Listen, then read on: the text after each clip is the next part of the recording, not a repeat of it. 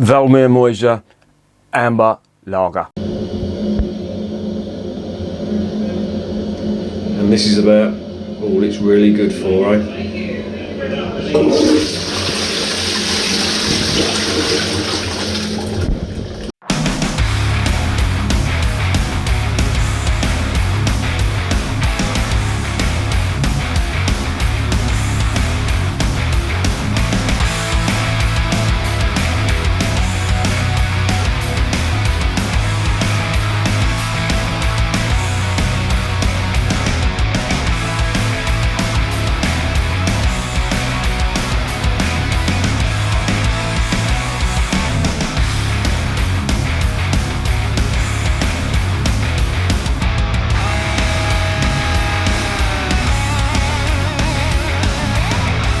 And remember, life is too short to be drinking shitty beer.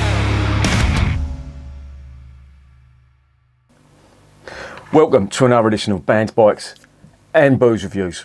This is one from Latvia, and this was given to me. And it was given to me by the owner of Skunk Central, otherwise known as the Premier supermarket round the corner. Now, he gets in some weird and wonderful beers, and I wouldn't say I made the mistake of telling him that I do a beer review channel, but he's asked me to give the shop a mention. There you go, Premier supermarket on the Sutton Road. He has quite a few beers in there. A lot of them, to be honest, they ain't great. He does quite a lot of these Baltic state beers, and vast majority not the greatest, some not too bad. Usually the darker beers are quite nice. This is an amber lager, and it's from a Latvian brewer. And they're called Valmiermuiža. I think that's how it's pronounced. I could be wrong. There's a lot of shenanigans going on there. They're saying they've been going since 1764. That isn't really the case. They've been going a lot less. The region where they are based, I mean, it does look very, very nice indeed. But the actual brewery hasn't been going that long. But it was never really. Well, it certainly wasn't the brewer that it is now. They've been going since 2006, which sort of makes sense because, again, Latvia, with all of these Eastern European beers, they were under the yoke of communism during, well, more or less straight after the end of the Second World War, and everything was state-owned. You couldn't really have private enterprise in a communist state. Workers' paradise, as they call it. I call it something else, but I'm not going to go into it there. Anyway, the origins, as I say, go from 2006. They class themselves as a craft brewery. I don't know whether that's true or not, but it looks like a reasonably interesting beer. Now, it's got a little bit of gump from the back. I'll go into the ingredients next, but the amber on this seems to be a theme certainly with Czech beer. That seems to be, certainly a lot of the Pilsners are very dark, hence the reason Budvar is called pale lager, to distinguish it, saying that it's got a pale colour. Incidentally, I was drinking Budvar last night on draft in a place called the Flower Pot in Maidstone. It had genuine Budvar glass as well, and it tasted absolutely superb. And then we went round to the corner to a place called the Cellars, and I had a Hefeweizen, a craft brewed Hefeweizen. Christ almighty, it was terrible. It tasted sour, it tasted off. It was a little bit out of date, I get that, but it tasted nothing like a Hefeweizen, and it just reaffirms my belief about a lot of craft brewers. I'll just say a lot of craft brewers, that they're putting, I don't know, they're just putting names to beers, but the style that they're calling it just doesn't bear true to the original style. But anyway, I'm not going to go down that route. One thing that did amaze me, went into the toilet and they had this. And this is about all it's really good for, eh?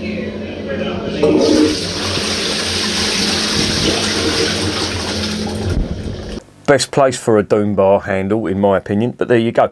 Anyway, I'm digressing. It is hotter than a Turkish wrestler's jockstrap in here, and this is going to be warming up quite quickly. So I'm just going to shut up and I'm going to get this open.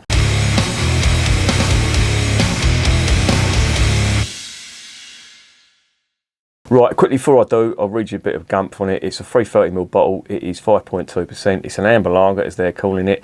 But amber lager, this beer from our small craft brewer at Valmiermuiža. I think that's how it's pronounced. I could be wrong. Any Latvians out there, please let me know. Valmiermuiža Manor.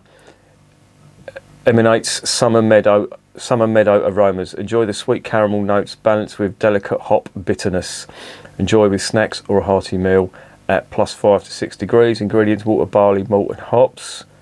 Blah blah blah. I do know that this has got Hallertau hops in it. Which variety of Hallertau hops I do not know, but let's just get it open and see what's going on.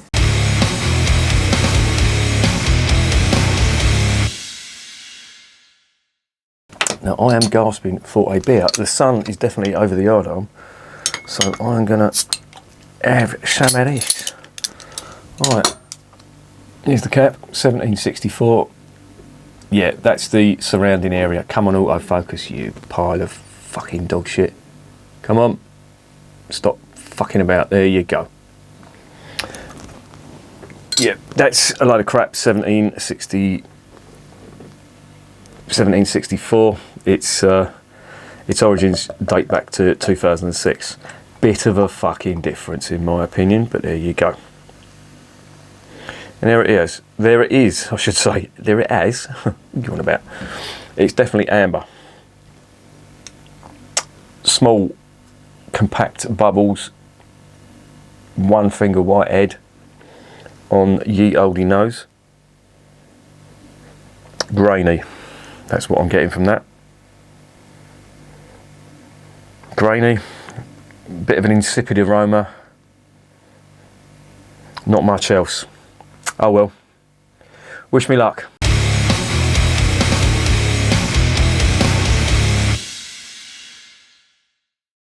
Bottoms up.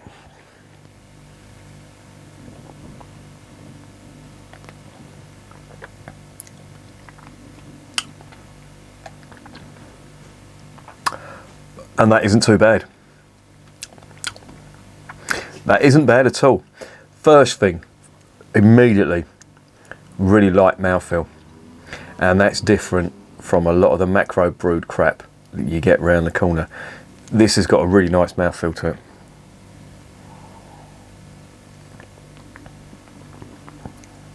Really light and smooth. That is nice. There's definite hints of caramel on it. And there's a sweetness to it. And they're saying it's a honey-like sweetness. I wouldn't call it honey. It's some kind of, I would say, very subtle glucose, if you can imagine that, but not in a bad way. This tastes quite nice. The mouthfeel, I have to say, Matt's a really nice mouthfeel on that.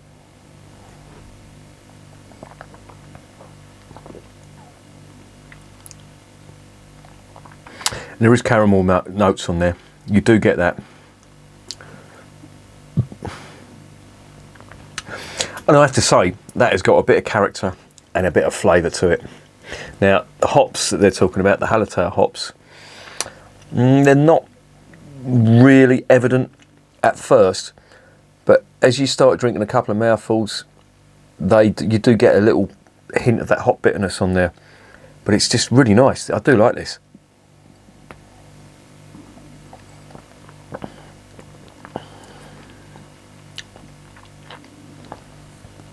And it does remind me of a Czech pale lager. It hasn't got the characteristics of a Pilsner. It's more in keeping with Czech pale lager. The hops in this, if you had to pin me down, I would say were Sarts hops. So could they be Sarts hops grown in the Hallertau region? Who knows? But the region of Hallertau in Bavaria, they grow so many different types of hops there. Usually German noble hops, either Sarts hops, Tettnanger, Spalt, or Hallertauer Select, Hallertauer Tradition, etc. There's quite a few variations. So it could be any one of them German hops, not even the noble hops. It could be a variation on a noble hop. But it's nice. I mean, this is good. This is a step up from your usual fare that you get around the corner. This looks to have had a bit of a care taken on its brewing, and as I say, not really much to complain about with this one.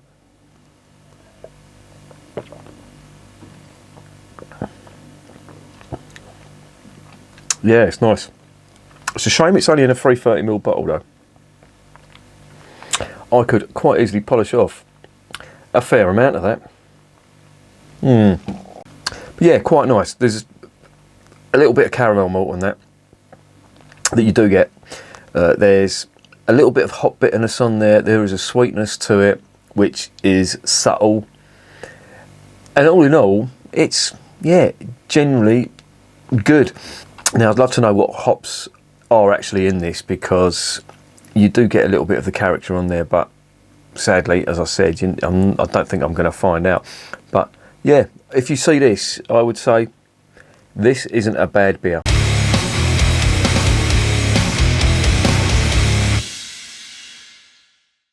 So what is the verdict on Valmiermuiža Amber Lager?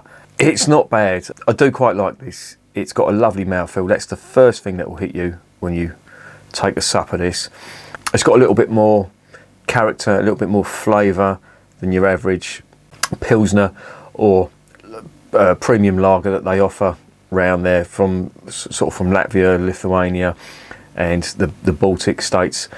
How does it compare to, say, a German lager? Well, I wouldn't compare this to a German lager. This is more in keeping with a Czech style pale lager, and I have to say it sort of holds its own. It's not lacking in any department. Now, put it this way, if I got this in the Czech Republic and didn't know what it was, I would say this is a very nice Czech beer.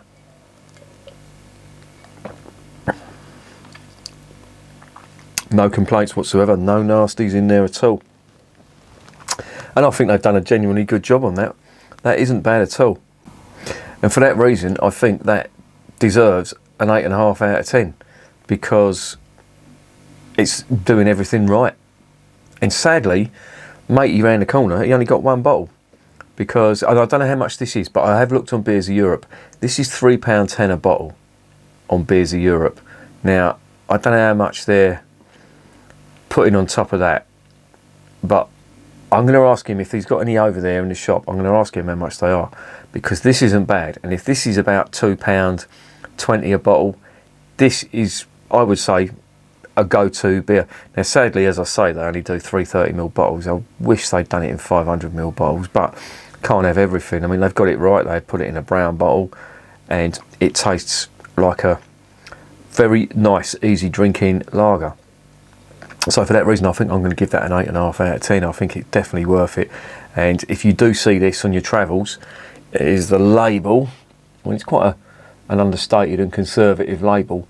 That is well worth getting, because you're going to enjoy it. Now, of course, if you're in a supermarket and they've got cans of Budvar, then I personally would go for the Budvar. I'm a bit spoilt for choice. They've got Kozel around there, which is quite a nice Czech beer. They've got Budvar around there.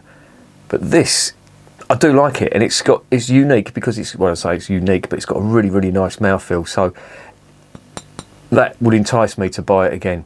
I quite like it. Probably I would only buy one bottle, because as I say, it's a 330ml, and yeah, you just have to buy loads, and it would probably work out more expensive. But that's good. If you see that on your travels, get it, try some.